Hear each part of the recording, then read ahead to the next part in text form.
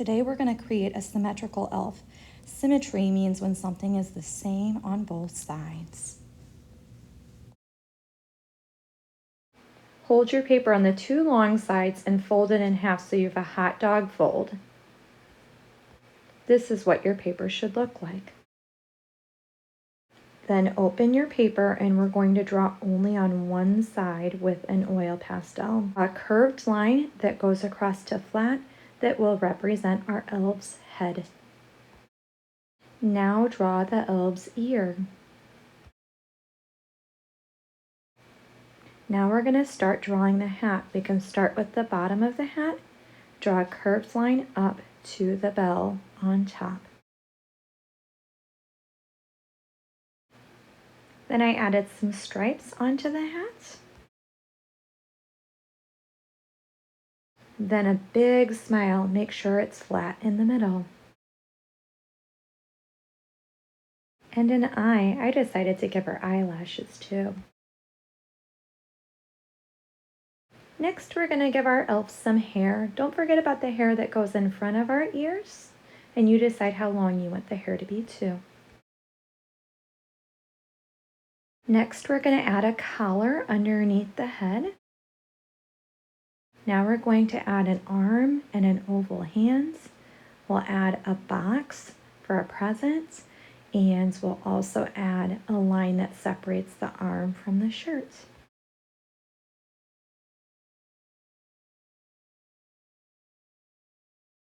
And then I decided to start decorating the shirt with a button and the box with some ribbons. And next I added a little skirt. You can decide if you want one or not. And then skinny legs that are going to lead down to its feet. And then some zigzag lines leading down to the elf's shoe. I added just a few more stripes to make it interesting.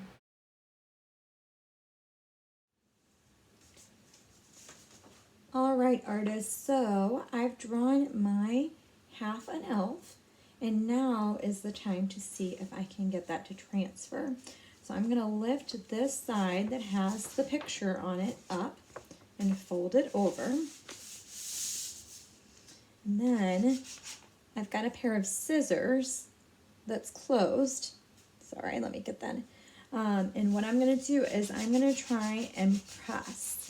I want to get a lot of pressure. I'm just going to rub this entire area. Anywhere where I've got markings.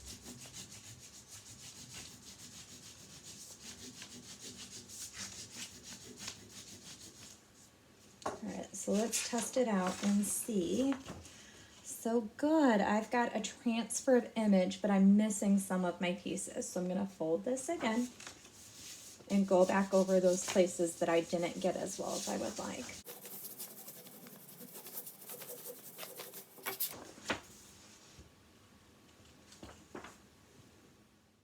When I'm done, here's what it looks like, but I'm going to go over all my lines with the black oil pastel one more time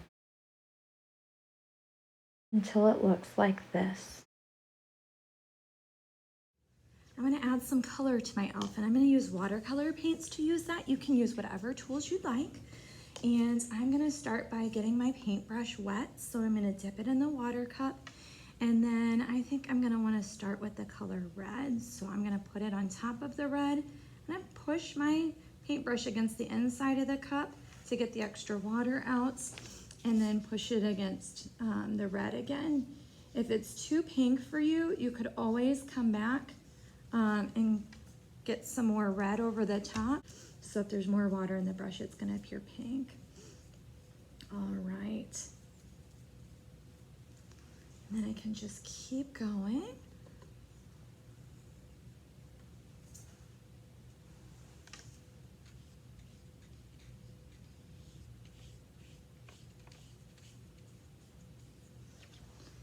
It's getting low on paint, so I'm going to get some more paint. Oh, that's a nice dark red. I may go over some of this again too. Using my paintbrush kind of like I would use a marker. Now, I'm not sure if I want to use green or white in between those stripes, but I'm going to let that sit because if I get too close to it with water, I risk that the colors will mix together, and that's what I want to try and avoid. So then I can come in and get her hair. I need to avoid that ear unless I want it to be brown. I've got a little bit of hair there. And then the hair down here too. Using watercolor paints, we need to use lots and lots of water. Every time it starts to get dry, you need more water. All right, so I'll continue working and I'll show you pictures along the way. I will show you my elf when it's all the way done. Thanks.